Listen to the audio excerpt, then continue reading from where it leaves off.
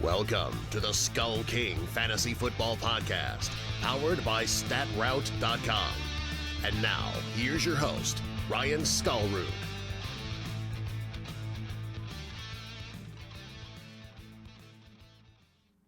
Hello and welcome to another episode of the SkullKing Fantasy Football Podcast. My name is Ryan Skullroot, and with me today I have my brother Justin. Go ahead and say hi.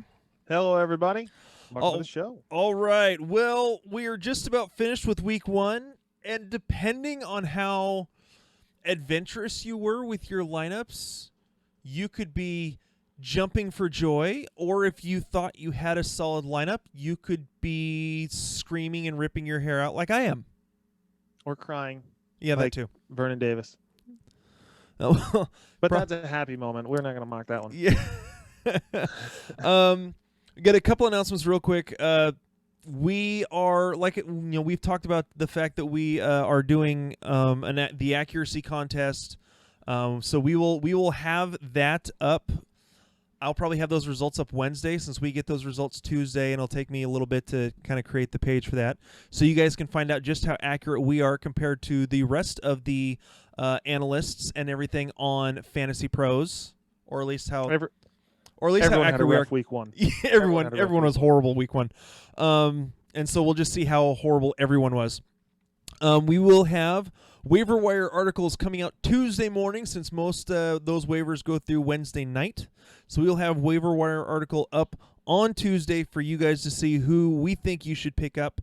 And as far as the daily fantasy stuff goes, I got one up this morning. For those of you listening to this, it's probably going to be Monday. So I got those up yesterday morning, Sunday, a couple hours before the lock. I am going to work on getting those out on Friday or Saturday for you guys, so that you guys have a chance to read those and kind of see my thoughts. I only did one for DK this week for DraftKings. I will be doing them for DraftKings and Yahoo throughout the season. And so just so you know, you can even look and check this. The three tight ends that I picked to have good games today did. I was kind of all over the map with some of my other picks, but the values that I loved: Delaney Walker, Mark Andrews, and Vernon Davis. A couple other my value picks. DK Metcalf was a decent pick. Chris Godwin did okay, at least finished with a touchdown. Dalvin Cook had a great game. Chris Carson a great game. Austin Eckler and Kyler Murray was at least serviceable. So those are my main value picks today on DraftKings, and I hope those helped you out. So with that, I think we are ready. We're going to go ahead and hop into the headlines. Today's headlines. All right, and to start it off, the Miami Dolphins are so bad that they're deciding that everyone's going to be Vontae Davis and quit. Multiple Dolphins players, according to sources, contacted their agents after Sunday's season-opening blowout loss and directed them to attempt to engineer trades elsewhere.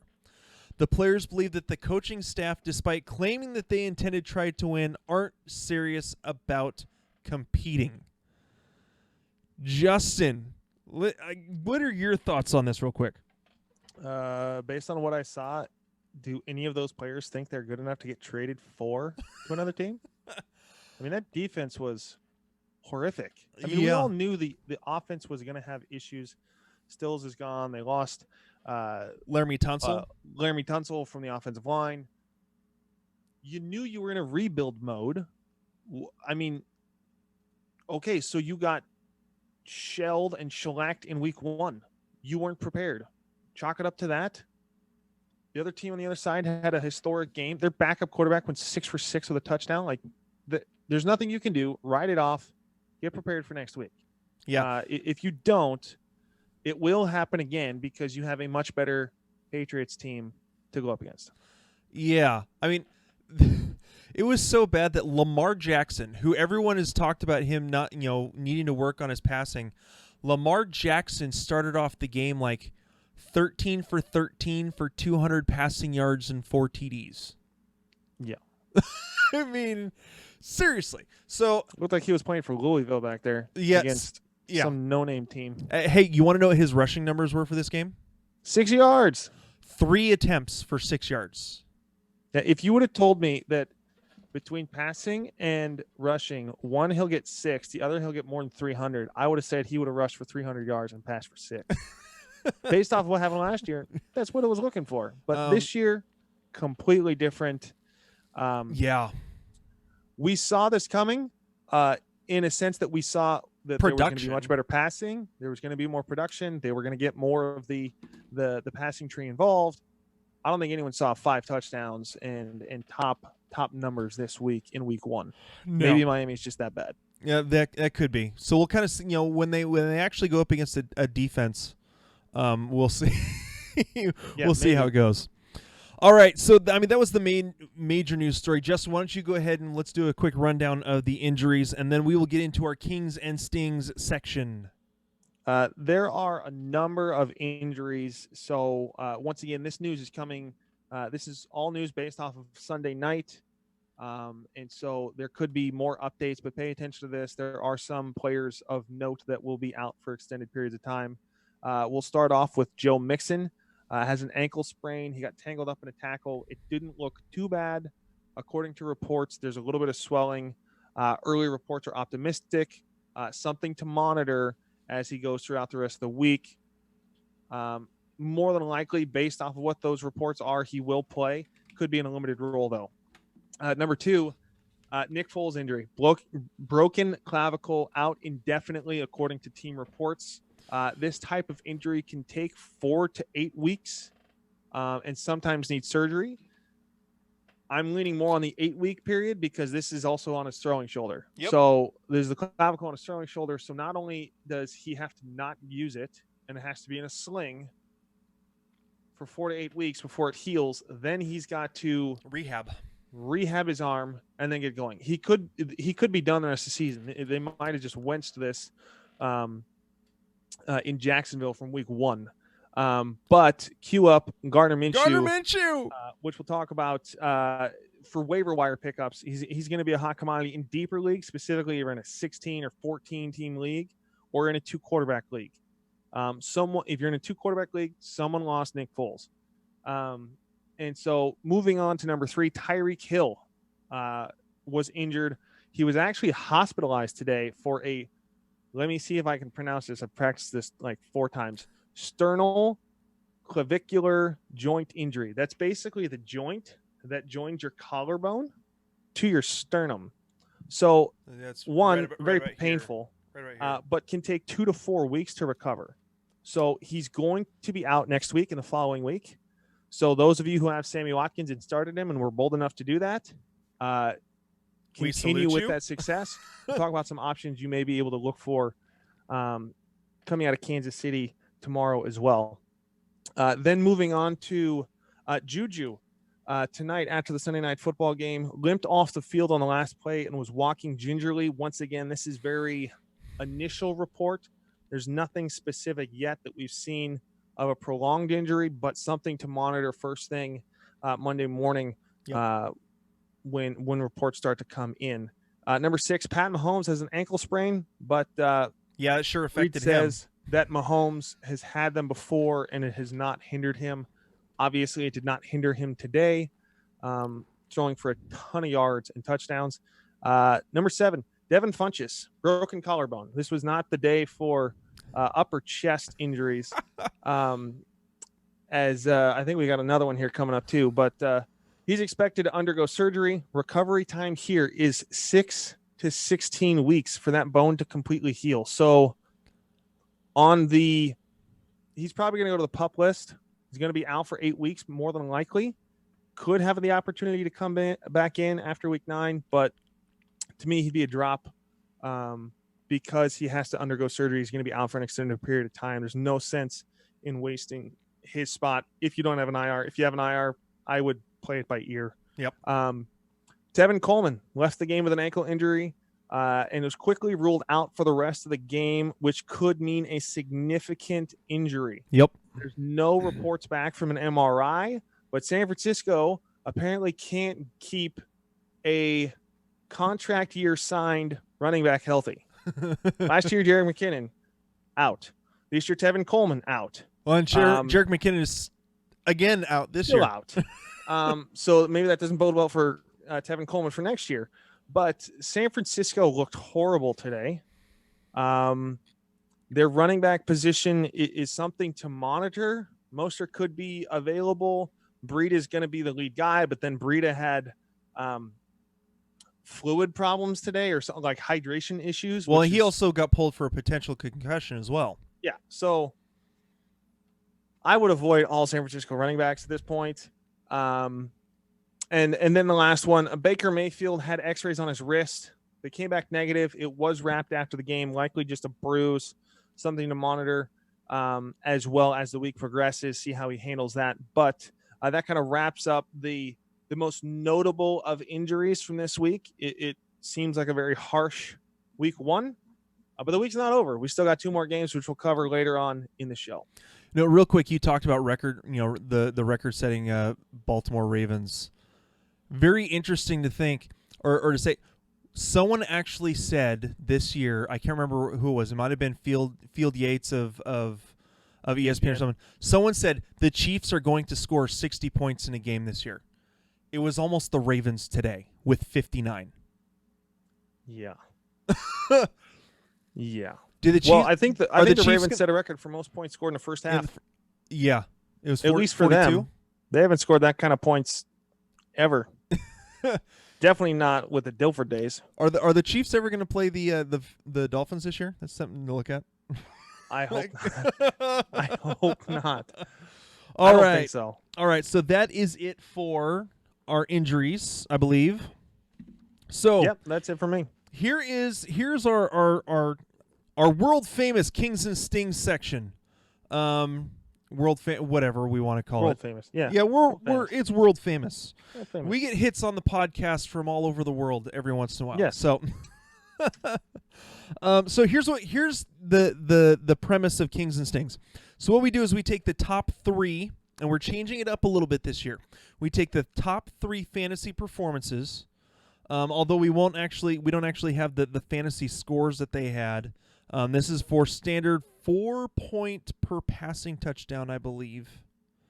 And yes. And half point PPR is the way that we've got this set up. But we don't actually have the fantasy totals put up, but we actually have what their actual stats were. So that's what we're going with. Yes. And typical leagues, I mean, you may have additional weird things, like we're in a staff league where there's buffers for 40-yard touchdown passes and those kinds of things. Yeah, for 40-yard plays, bigger takeaways for pick sixes, But this is just stats. So we're just going on stats. So what we will do is we will go over the Kings, so the top 3 performances from quarterbacks, running backs, wide receivers, and tight ends. And as we do that, we're adding a new wrinkle this year, and we are going to do a quick do you believe it or buy do you or not? Sell. Buy or sell. Yeah. And it's you can buy 2 and sell 1. Or if you want to sell all 3, I guess you could do that too. So Stings maybe. Ooh, yeah, that's we may be doing that one on there. So all right, so we're gonna start with the Kings. Number 1 King. Well, 2 runners up. Let's start with 2 runners up. Matthew Stafford, 385 yards and 3 touchdowns today against the Arizona Cardinals. They finished in a 27-27 tie. Dak Prescott, second runner up, 405 passing yards, 4 touchdowns. They didn't. Dak wants that paper. Yeah, he wants lots of little papers. He's like, green. Zeke didn't do squat today. I did everything. Lamar Jackson is our number 1, 324 yards, 5 TDs. He was, practically perfect. I think he had the perfect passer rating for today. So those are our 3. Those are our 3 Kings. Justin, who are you selling in this? To me, I'm definitely selling Matthew Stafford. 385 passing yards, but he needed overtime to do it. Arizona is hot garbage on defense. Patrick Peterson is suspended. They needed to have a rookie start at corner. I don't see Stafford doing this on a regular basis. I think that we saw like the two of the three worst teams in NFL play together, and that's why it looked good-ish. Why it was a between these two 27-27 teams. tie? But it ended up in a tie. So I guess they're better than Miami. Miami got the loss? I think I would agree with you here that Stafford's probably the sell on this one. Yes. I mean, I don't necessarily see Dak Prescott putting up another 400 yards and 4 TDs, but the two still run 275 to 300 and 2 to 3 TDs. Yeah, I can see him doing that a bunch, simply because he's in a division that has the New York Giants, who they played today, who he's going to be playing again. And he's got the Washington Redskins, who gave up a crap ton of yards today. So Stafford, again, also look at the offensive coordinator. They now have Darrell Bevell, who's a run-heavy guy. So this is not going to be the norm for Stafford. I can see him popping up with these games every once in a while, but it's not going to be the norm. Moving on to the running backs. Number one runner-up, Derrick Henry, 84 rush yards, 75 receiving yards, all of them on one reception, which was like the perfect screen pass and poorly defended by the Browns. So basically everything was poorly defended by the Browns today, by the way. Finishes with two total TDs. Number 2, Austin Eckler, 58 rush yards, 6 receptions, 96 yards, and 3 touchdowns. Welcome the second coming of Danny Woodhead. And number 1, Christian McCaffrey just had himself a game against that Rams defense. 128 rush yards, 10 receptions, 81 yards, and 2 TDs, and also had a touchdown vultured away from him. Could have finished with 3. He is on pace for 160 receptions this year. Could happen. All right, Justin, who are you selling? I'm definitely selling Derrick Henry of the 3.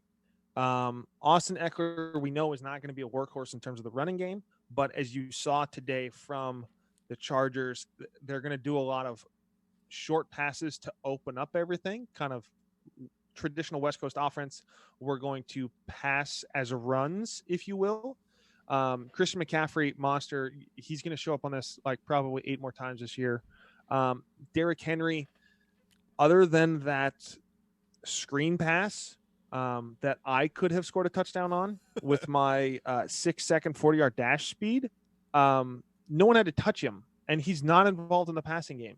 So outside of that catch, 84 yards rushing, on 19 carries, about 4 yards a rush, which is what he tends to average with a touchdown.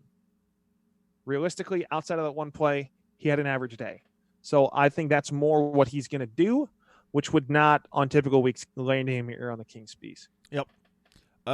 Just real quick, another couple of I agree with you. I'm completely in on the Derrick Henry thing. I don't think Eckler necessarily finishes with the type of weeks that he had today. Of course. But I can see him around 100 total yards, maybe closer to like 80 total yards and a touchdown, popping up with a touchdown here and there.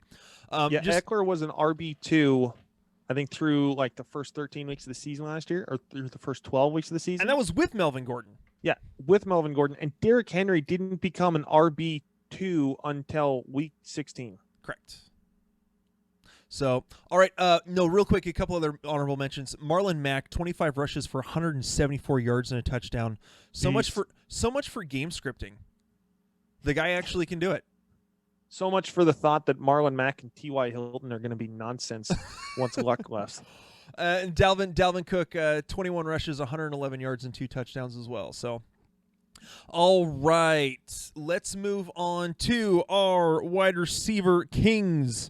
I've got 4 of them on here simply because there were 4 different guys that finished with 140 plus yards and 2 TDs. So I had to put them all on here. So our runners up here, Marquise Brown, 4 catches, 147 yards, 2 touchdowns. Number 2, John Ross, 7 catches, 158 yards, and 2 touchdowns. Deshaun Jackson, 8 catches, 154 yards, and 2 touchdowns. And the number 1 wide receiver king of the week, 9 receptions, 198 receiving yards, 3 touchdowns, Mr. Sammy Watkins. Justin, and if you told me you called that, you're lying. Yeah. You're lying out of your teeth.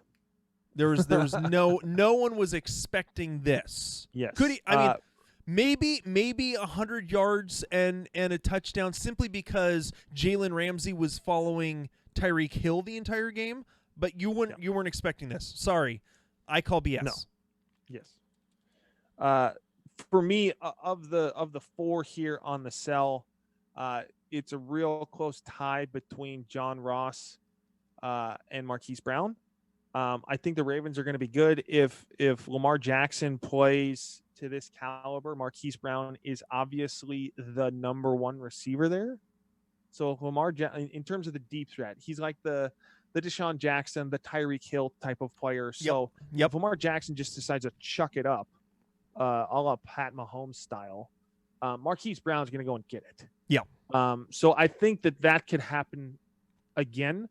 The one that I honestly do not believe will ever show up on this list again in terms of the Kings is John Ross, because his best game of his career before today was last year with 3 catches, 31 yards, and 1 touchdown. I understand he's been banged up the first couple of years, but some of the things the Seattle Seahawks defense was doing today, watching this game intimately to me as a fan, because they basically ran their base defense all the time. They stuck with their 3 linebackers. Yeah, 3 linebackers. They never brought in a nickel corner. Yeah, they never brought in a nickel corner. And John Ross lined up in the slot. So who do you think is going to win, Kendricks or Ross? Yeah, I mean, and you even look at John Ross's second touchdown, the one at the end of the first half, should have been intercepted. Yes. Tedrick Thompson, the safety, came up and played and tried to bat it down, or should have just stayed where he was, and it would have fallen right into his lap. Yep. You know, so yeah, I'm with you there. I think John Ross is definitely the sell here. Marquise Brown, I am not necessarily selling. I don't think it's going to put up this, but I definitely think that he is, with how just unbelievably beautiful the Ravens offense clicked today in every aspect. Can the Miami Dolphins really be that bad? Yeah, I guess they could be. I saw a post today saying that they were worse than Full Sail University. And hang on. I may have Lamar Jackson as my top 3 quarterback next week, considering he plays the Arizona Cardinals. Oh, good grief! This is going to be ugly. All right. Moving on to our tight end kings. Number 1 runner-up, Mark Andrews, 8 catches, 108 yards, and 1 TD. So this is the 3rd Baltimore Raven that has been on the list today. Second runner-up, TJ Hawkinson. What a debut. 6 catches, 130 yards, and a touchdown. And the number 1 man of the hour for the tight ends, Mr. Evan Ingram, who the Giants kept saying they had a major role in mind for him. 11 catches, 116 yards, and a touchdown. Justin, who are you selling? To me, this one might be the easiest of the 3, just because of my preconceived notions about rookie tight ends, and it being the Arizona Cardinals. TJ Hawkinson is the one I'm selling for the simple fact that he's a rookie tight end. Rookie tight ends tend not to be fantasy relevant, and more likely do not tend to be fantasy relevant consistently. Yeah. So he could be a tight end 1 on weeks where there's a good matchup, and apparently Arizona is a great matchup on tight end. And if you would have asked me before, I probably would have said Mark Andrews, because they run the ball a lot out of Baltimore. But today, with them throwing the ball and with Mark Andrews also playing against Arizona next week, I'm more buying that Mark Andrews can end up on this list, probably even next week, than TJ Hawkinson showing up on this list, because the Lions have not really been historically great with the tight end position. I mean, Eric Ebron was a beast, but was never fully utilized correctly in Detroit. I think with Ebron, it was more of they just never had, he and Stafford never really had any chemistry. I think Hawkinson could build that, so I think that's a possibility. In terms of Andrews, but hang on, really quickly. There's also not a third wide receiver. There's two, and then the tight end. So Ebron sometimes are you talking about in Detroit right now? Amendola is not going to be a wide receiver that I even consider. Unfortunately, I think he is someone that you have to consider as the slot guy. I think he becomes the new Golden Tate in terms of the slot receiver for. I know that's gross to say. For those of you watching on YouTube, I am air vomiting. For those of you listening to the podcast, you'll see it on YouTube. Yeah. All right. All right. Let's move into the stings, and this is going to be who are you buying? That this is really how bad they are. All right. Okay. So we're moving into the stings. Starting off, runners up for this QB stings of the week. Jameis Winston, 194 passing yards, 1 touchdown, 3 INTs, and if you have a league like our listener league where you get even more points docked for pick sixes, today he finished with -3 points in that league. He had 2 pick sixes, and they lost by 14 points. Hey, that's okay. I had Josh Allen, and then in that same league, he was at -5 points at one point.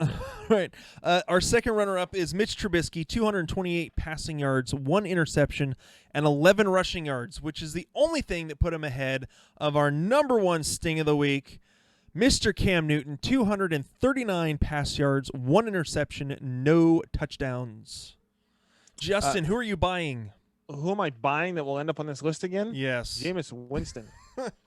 Cam Newton, rough game, banged up a little bit in preseason. They weren't going to give him the full leash, but also he was going up against the Rams defense. Yeah. We're talking about the NFC champs coming in and playing you week 1. That's going to be tough. Well, look at their corners. Their corners are Aqib Talib and Marcus Peters. Yeah.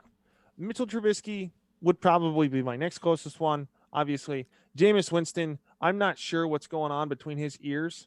I know Bruce Arians is supposed to be an offensive guru and all these types of things, but Jameis Winston threw more touchdown passes to 49ers than Jimmy Garoppolo did. Jimmy Garoppolo threw 1. Jameis Winston threw 2 to the other team. Jameis Winston has always been the reason why Mike Evans never reaches that next level, and why we always consider Mike Evans the bottom tier of that first wide receiver or tier. The top of the second tier. It is not because of Evans' ability or lack thereof. It has always been Jameis Winston's inability to be a consistent quarterback. Mike Evans is what made Johnny Manziel at Texas A&M. Yes. All right. And if you would have asked me coming into today which quarterback would have looked better in Marcus Mariota or Jameis Winston, 1,000 times I would have said Jameis Winston, because Mariota has been and now I'm completely opposite. Yep. All right. Yeah, I've got Jameis Winston in one of those leagues. I'm definitely going to be looking for another quarterback. So, luckily, quarterbacks are streamable in single QB leagues. In super flex leagues, not so much. All right. Yes. The running back stings. Runners up. Devontae Freeman, 19 rush yards, 3 receptions for 12 yards, and a lost fumble. Next runner up, Joe Mixon, 10 rush yards, 2 receptions for 7 yards. Now, he also did suffer an injury that knocked him out, so that's kind of an asterisk there. We usually don't include injuries there. But he just wasn't getting anything done before the injury, and the injury, I believe, happened in the second half. And our number one sting of the week was from Sunday Night Football, Mr. Sonny Michel, 14 rush yards, done. Yeah. Ouch. All right, who are you buying? This is the hardest decision for me so far, but I'm going to have to go with Sonny Michel for the simple fact that New England has so many running backs that you would have thought coming into today that based off of how this game went, Michel would have much more because the game script in the second half was to run the ball. But they brought in Rex Burkhead, who had 8 carries for 44 yards, and Michel had 15 carries but 14 yards. Yep. At 14 yards. I don't think Sonny Michel yard average. I don't think Michel is fully healed up from whatever the knee scope or whatever it was from last year. He was a great workhorse in the playoffs and was a monster. Well, he was injured beforehand, but he had another. If I remember right, he was having some, not necessarily arthritis, but he was having some other knee issues after the season. Yeah, as well. To me, of the three, I mean, Sonny Michel has probably the least of an excuse. Devonta Freeman, I mean, not that the Steelers are a bad defense, but Devonta Freeman went up against Minnesota. Went against Minnesota's defense. In Minnesota. Yep. Joe Mixon played Seattle in Seattle. Sonny Michel had a home game. Yeah. So that's of the three, that's who I would pick. He was also the lowest option of these three in your draft. So that's kind of also the easier part of this decision. Yep. Great offense. And now with AB coming in, they're going to throw the ball a little bit more. Sonny Michel, that's not his forte in this offense. That's a James White piece. So we'll see how it pans out. Now there's a wealth of options. Sonny Michel now a little bit murky before AB got there. Yeah, I think. Before. Yeah, for me, there really isn't a good decision here. I don't think that any of them are going to regularly be on the Stings list. It's a very premature decision. We'll put it that way. Yeah. Week one. Yeah. So, all right, moving on to the wide receiver Stings. The asterisk honorable kind of mention. A cheat here, by the way. Yeah, easy. is Tyreek Hill, 2 catches for 16 yards and 1 rush for 5 yards. He's kind of the asterisk because he got injured with the clavicle injury. Our next runner-up, Mike Evans, 2 receptions for 28 yards. And our number 1 co-wide receiver Stings from the same team, both with 1 catch for 7 yards, Mr. Dante Pettis and Marquise Goodwin of the San Francisco 49ers. Ugh, that was gross. This one's easy. It's Marquise Goodwin. Yeah, well, I'll take the pair. I'll sell both. Before the season even came in, there were rumors that Dante Pettis might not even be the starter, which means Deebo Samuel coming into this game. Now, what do I think of Deebo Samuel? Because they let Dante Pettis start.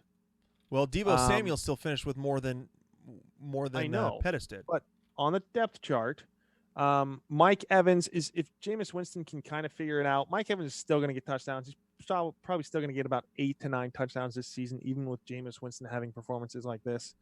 Tyreek Hill, as soon as he comes back from his injury, he won't show up on the Stings list that much anymore. Although, well, that was back when Alex Smith was the quarterback. He would be on the Kings, and then he was on the Stings. And then he was on the Kings, and then he was on the Stings. So that was an interesting 6-week period of time where he either scored 30 points or he scored 4. Yep. All right. So, yeah, I'm with you there. It's the guys on the 49ers. So, all right, our tight end Stings. Honorable mention, Mr. Vance McDonald, 2 catches for 40 yards. Next honorable mention, O.J. Howard, 4 catches for 32 yards and a lost fumble. And finally, Mr. Jack Doyle, our number 1 Sting of the week, 1 catch for 20 yards. Who are you buying on this list? That would show up on this list again. I think it's between Jack Doyle and Vance McDonald, and I think I'm gonna go Jack Doyle only for this part here. I think game script took Vance McDonald out of the game. They needed to involve more receivers, a little bit more speed. Vance McDonald taking his first catch until like the 4th quarter. I don't see the Steelers being in those types of games on a consistent basis, although I still get nervous about Roethlisberger's relationship with a tight end and the usage there. I understand that there's been some ups and downs. It's very inconsistent. Some good tight end production last year, but I am not as high on Vance McDonald as others have been. Jack Doyle kind of seems like the easy answer, but no one really had expectations coming into this game with Jack Doyle, considering he's still coming off that injury. Yeah. He's more a possession guy, and they were down, so they had to throw the ball a little bit more. So that leads more towards an Ebron thing. Yep. Doyle's a possession, like 10 yards, get the first down. He's a third down kind of tight end, if you will, if you could call it that. And then O.J. Howard's going to have monster numbers later this year. I highly doubt he shows up here again unless Jameis Winston does what he did today. Yep. All right, so that is it for our Kings and Stings section. The only thing we have left tonight is we've got 2 Monday Night Football games to preview. So I love week 1. So here's what we're going to do, Justin. I'm going to run through these like I have been, like I did on yesterday's show, going through all of the 13 games from today. So I will start with this Texans and Saints game, go through my little spiel, and let you comment on that afterwards.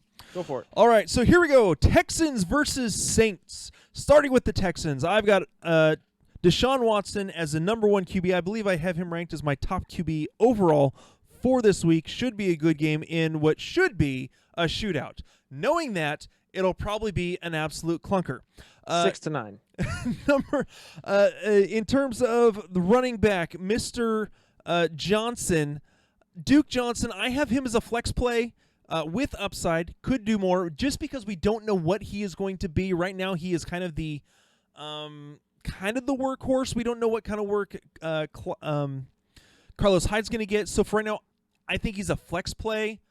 He could have some upside. I wasn't going to put him in my starting lineup this week. DeAndre Hopkins is a wide receiver 1, plain and simple. Will Fuller, I have as a wide receiver 3 with upside, could put up wide receiver 1 numbers in this week because of this matchup, especially with Lattimore probably going to be following Hopkins. You're not going to not play Hopkins. He gets downgraded a little bit because of the matchup there, but Fuller, very, very, very little. Very little. But Fuller is a great option this week, and because of his ability to score on the long ball, definitely could put up some good points for you this week. Going to the Saints, Breeze I have as a QB1 in this one simply because of the defenses, these high-powered offenses. This could be a very good game. It's indoors. It's in New Orleans. Could be a great game for him. Alvin Kamara is a running back 1, one of the top 4. Latavius Murray, I have as a running back 3/flex just because we don't know exactly how he's going to be used in this offense in conjunction with Alvin Kamara. Michael Thomas is a wide receiver 1. He is a top 5 guy, hands down. Ted Ginn, I have him kind of in that same position as Will Fuller, not necessarily wide receiver 3, more of that wide receiver 4 flex area. Again, has the upside because he can score on the deep ball. Those are my guys for this week. Justin, your thoughts on the Texans versus Saints Monday Night Football game? Yeah, for me, I have Deshaun Watson as my number 2. I think the problem is he's going to be running for his life. In preseason, they could not block anyone. I understand it's preseason. They do have Laramie Tunsil now, though.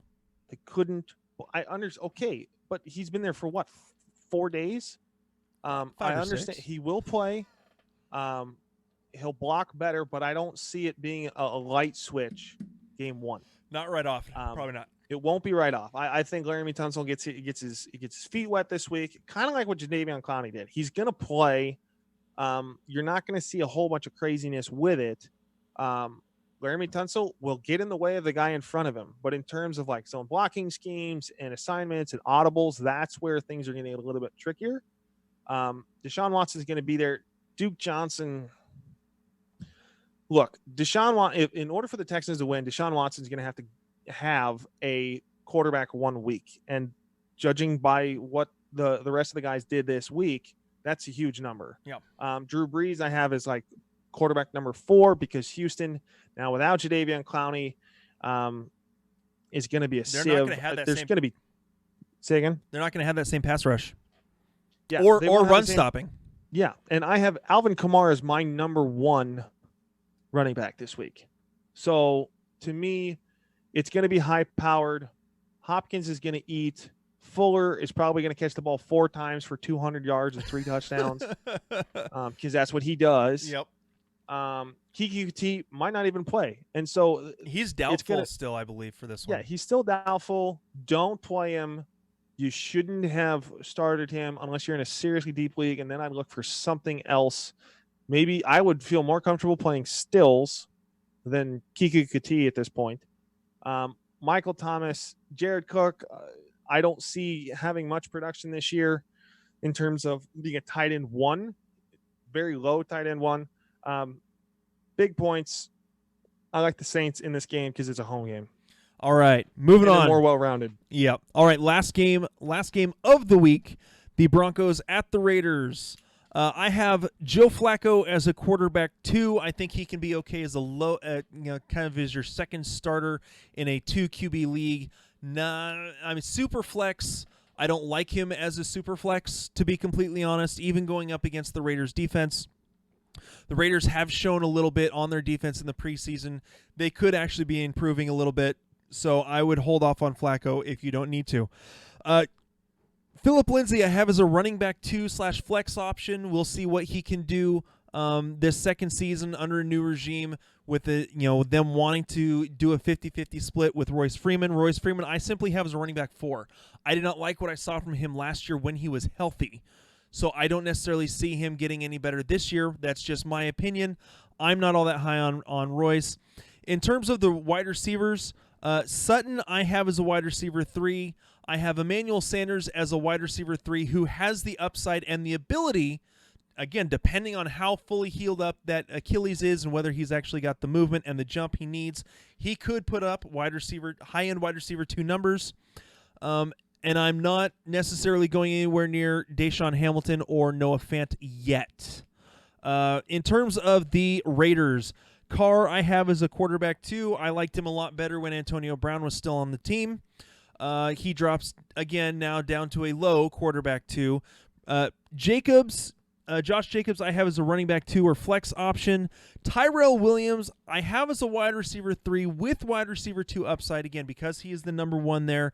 And I have the tight end Waller as a high-end tight end 2. Again, we simply don't know exactly how this offense is going to look now that AB isn't even there anymore. So that's what I've got for this one. Justin, your thoughts? For me, I have Waller as like tight end 20. For me, if you were to ask me coming into this game to pick one, I would have picked the Broncos. Because AB is too much of a distraction. It's going to cause the whole thing for the whole team. Now that AB is gone, I think the Raiders, specifically in their home opener, are trying to prove that they don't need AB. Now, he hasn't really been involved in practice that much, so It's not like they're really losing that much. They didn't pay the man a dime, technically. So no, because they fined him. Yeah, they fined him every penny they gave him. And then released him. Yeah, so to me, this game is going to rely on Josh Jacobs. John Gruden, run-heavy offense. They're going to need to do some ball control. This is going to be game management 101. Both sides are going to do the same thing. It's going to be a running back-heavy game. To me, the winner of this game is going to be who performs better, Phillip Lindsay or Josh Jacobs. Carr is a QB3 in my opinion. Not that exists, but I didn't even rank him in my top 24 quarterbacks this week. AB's gone. Tyrell, okay, fine, but I don't think Carr throws for 200 yards in this game. Jalen Richard is going to have to be involved because he's going to have to catch the ball out of the backfield. Not that Josh Jacobs can't, but as a change of pace thing, you can't run Josh Jacobs into the ground. Darren Waller could have a solid game. I have him as like tight end 18, so who knows? To me, the key to the game is a running back. I think Phillip Lindsay is the workhorse. I have him higher than you had him. I think I had him at running back 16. I think you had him at like 21. I am less concerned about Royce Freeman in this game than probably most, because even though Royce Freeman had a good preseason, we didn't see a lot of Phillip Lindsay, and I think that's because Phillip Lindsay was that far ahead, not just recouping from injury at the end of last season, but he was that much farther ahead of Royce Freeman, so he didn't need to play. Yeah. The Raiders are still, like I said, the Raiders are still a mystery to me. I have a hard time figuring them out. I think they'll be a good defense. Yeah. Their offense is going to be bad. They're like the opposite of the Cardinals. All right. Well, that is the show for tonight. Again, we went over the Kings and Stings and went over the kind of reviewed what was going over for Monday Night Football. Tomorrow night's show, we are doing our waiver wire show to get you ready for the first real week of waiver wire. After now that we have seen some games, we'll try to have some fun with it, and we might pull out an old game from last year and the year before. So we'll see. Yes. Cue the shoe. Cue the shoe. All right. So that is it for tonight. Again, guys, we thank you for taking the time to listen to the SkullKing Fantasy Football Podcast. My name is Ryan. And I'm Justin. And we will talk to you guys later. Hey, SkullKing Nation. Thank you for listening to the SkullKing Football Podcast. Did you like this episode? If so, be sure to go to iTunes, Stitcher, Google Play, and YouTube to subscribe. Also, please leave us a rating and reviews to let us know how we can better help you rule your leagues.